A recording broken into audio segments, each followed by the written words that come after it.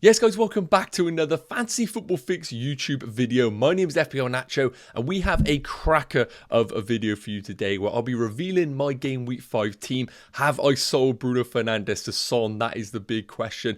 I also want to touch on the impact of European Cup competitions, as this is going to be huge for our transfer strategies in FPL, and also reveal the Fantasy Football Fix predicted points for Game Week 5. So if you like what you're seeing, make sure you drop a like and of course smash that subscribe button. And without further ado, let's get into today's video.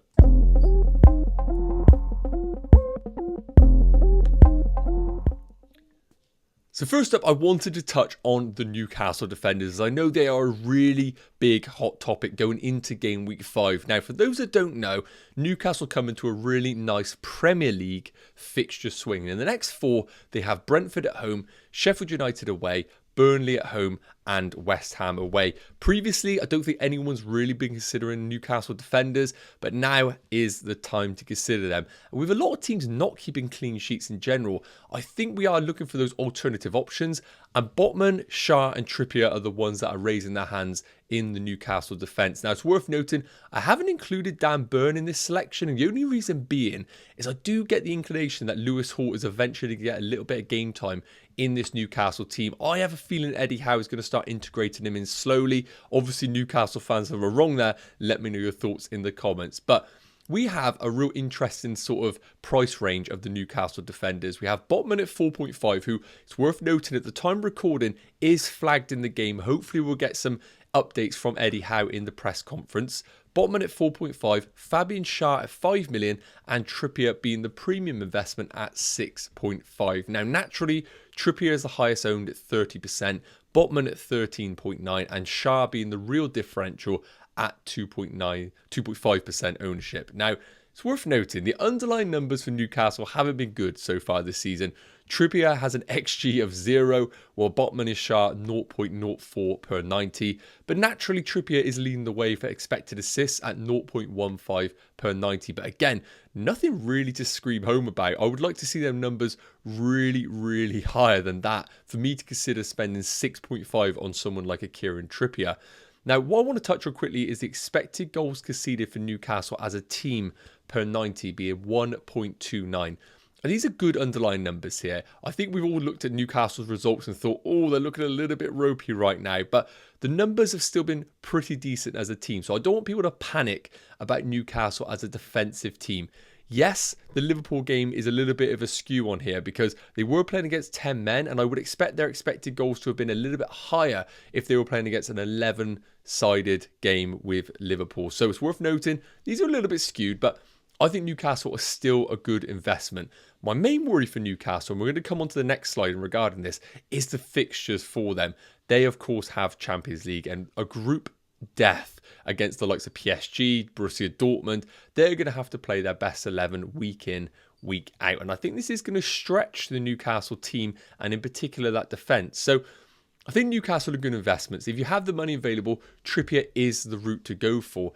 But I do think the difference between Botman and Schär, if you can go to Botman at 4.5 if he's confirmed fit, I think that is the route to go for. Yes, Schär is a differential at 2.5% ownership, but I just don't think there is going to be enough in it for you to want to spend 0.5 million more on Fabian Schär. So if you have the money available, Trippier is a great investment with these fixtures coming up. But I want to quickly touch on how I think European football is going to impact the teams negatively.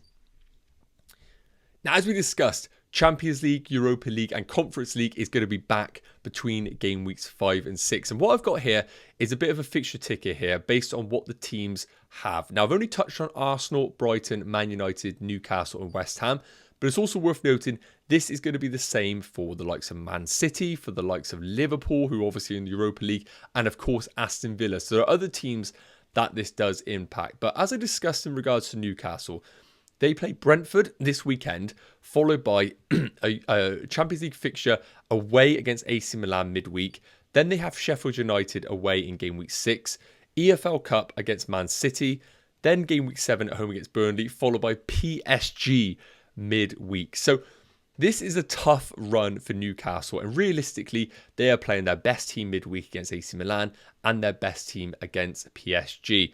So I really don't know if there is going to be rotation in that Newcastle team. Could we see Livramento maybe step in at right back from time to time? Absolutely, there's a potential of that. And the same's going to apply to the likes of Lewis Hall, taking some game time away from Dan Burn. And I feel like all it's going to take is a slight injury to a Newcastle centre-back like Botman long-term for this to be a Newcastle defence that we don't really want to go touching. Because if they start lining up with Lascelles at centre-back alongside someone like a Fabian Schär, that's a red flag for me right there. Now, certain teams I think are just a complete avoid going forward, the likes of Brighton. We spoke about this before, how De Zerbi is a very difficult manager to predict his lineups, and that is just going to be even more the case going forward. You can see with their fixtures they have in the Europa League, they're going to want to play their best team week in, week out, similar to Newcastle, because they haven't been in this situation before. So De Zerbi is going to roll out his best team. And alongside the fixtures that they have, United, Bournemouth, Villa and Liverpool, I think if you have those Brighton assets, it's time to move away, apart from maybe a Stupinan is the exception there. So just wanted to highlight this for you guys. We're getting into a very sticky situation here where I think there's going to be a rotation in most teams that are in European football. Maybe Liverpool are the exception because their group in the Europa League is pretty easy and Klopp has the players available to rotate his squad. But realistically, I think rolling your transfer this week is an underrated move because I couldn't sit here and confidently tell you who is going to play week in, week out for their respective teams. So that's just a heads up. Let's get into my Game Week 5 team reveal. So we are going for the 3-5-2 as always. That is just how the team is built. I have one free transfer and 1 million in the bank. And kicking off a goal, I have gone for Matt Turner. I am currently going for the Pickford-Turner rotation and it's been an absolute disaster.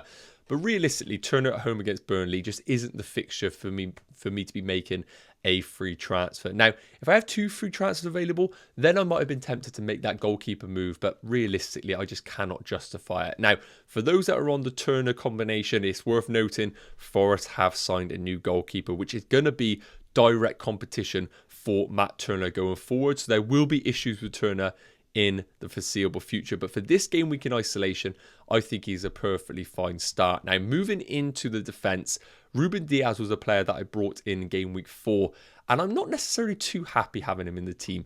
Are Man City one of the best defences in the league? Absolutely. But Ruben Diaz is going to either get a 2-pointer or a 6-pointer. I don't really feel like there's a huge upside for him. But because I brought him in game week 4, I just feel like I need to start him in game week 5 away against West Ham. Do I think West Ham could score? Absolutely. But I do feel like Man City will completely dominate this game. And whereas the likes of Brighton struggle to actually adapt and convert their chances and have the players available to kind of counteract their counter-attacks, with the likes of Walker, Gavardio in the side, I fully expect them to have the tools available to counter whatever West Ham put up against them, like Jared Bowen. So I think Man City clean sheet is actually looking okay this week. Udogie, one of the best defenders to own, and Chilwell, I'm more than happy to own. Might be a problem later down the line, but nothing to worry about right now. Now, moving into the midfield, this is where the big deliberation was for me and whether to use one of my free transfers. And spoiler alert, I will be rolling my transfer this week because the only move that I really was considering was selling Bruno Fernandes to Son. But over the next 3 game weeks, I actually think Man United midfielders are a really good investment and already being doubled up on them. I don't really want to go Bruno to Son and then in game week 6 look at him playing away against Arsenal. I just don't really think that's a favourable game at all. I think Arsenal are just that step ahead of Spurs where I think they will humble them in that fixture. So for me, Son is an amazing transfer if you have 2 free transfers available. But in my situation, I would rather go over the next 3 or 4 game weeks with double Man United midfield than double Spurs midfield because I already have Maddison in the team. Now, coming into the forwards again, if I had 2 free transfers available, yes, I might look to sell Nicholas Jackson, but Chelsea's numbers are great and Jackson's numbers are great as well. Is he putting the ball in the net? No, but I'd be more worried if he wasn't actually accumulating any chances whatsoever. I'm more than happy to keep Jackson for 1 more week. And as I discussed, Chelsea, Spurs, teams that haven't got European football might actually be the way for us to go later down the line. Yes, I know that kind of is counteracting what I said about Son, but the likes of Gabriel Jesus, we don't really know his status. Darwin Núñez, hard to predict. His minutes. Alvarez, who knows? Jackson might just be the guy who's going to play week in, week out for Chelsea with slight rotation with Broja. And he is going to be the consistent minutes man. And I want one more game week of him at least to get that understanding whether there is any worries on Nicholas Jackson. And of course, Haaland in the team with the captaincy armband. I don't really have any other alternatives in my side. If I had Son, he would be the captain, but realistically, outside of Haaland, there are no other options in my team. So that comes to the bench. Pickford, Estupiñán, Kabore and Mabama. Estupiñán could come in for Ruben Diaz if I was expecting both teams to concede, because Estupiñán just has that upside, but realistically, I am going to favour Ruben Diaz over Estupiñán with the expectation of Man United scoring, because I am going for the double midfield in my side. So that is my Game Week 5 team reveal. I'll be rolling my free transfer unless we get any information about the potential knock that Saka might have, but we haven't got any confirmation on that. So this is the team. Let me know your thoughts in the comments. I'm just going to quickly come on to the Fantasy Football Fix predicted points. Now, of course, these are the players that you want to own in Game Week 5 based on our algorithm. And as you can see on your screens, we have the top 5 for each position. I'm just going to let you consume this, but I'm going to rattle through a few that I think are worth noting. Goalkeepers, Leno top at 5.1. So if you are sat there with a goalkeeper issue, Leno for this game week in isolation looks a really good move. And I think long term as well, he rotates really well with Areola of West Ham, if you want to go down that route. Defenders, not many have Liverpool defenders, and if you want to go there early doors, that doesn't look like a bad move at all, with Trent and Robertson leading the way. Aurier and Udogie looking like good differentials as well, especially if you have Udogie from pre-season. He's been looking like a great option. Moving into midfielders, again, Salah looking like a great option. His numbers are great always. And at 6 predicted points, he's a good differential. Gibbs White on penalties at Forest is also a nice pickup. But Maddison and Son, both with 5.4 predicted points, which is very, very surprising to see. I do think, though, if we get confirmation that Son is a forward and we get more minutes to understand that, the algorithm will adapt to put Son ahead of Maddison. And last up, the forwards. I haven't touched on Iwobi, but I really think he's a nice steady pick if you want to go for a forward. Similar to Jackson, I think his minutes are locked in, but he isn't necessarily an explosive asset in the game. So that is going to wrap up today's video, guys. I really hope it has provided some value to you. Let me know your thoughts in the comments. What are your Game Week 5 transfer plans? And that just leaves us to say, make sure you do drop a like, smash that subscribe button, and I will see you in the next one. Take care. Cheers.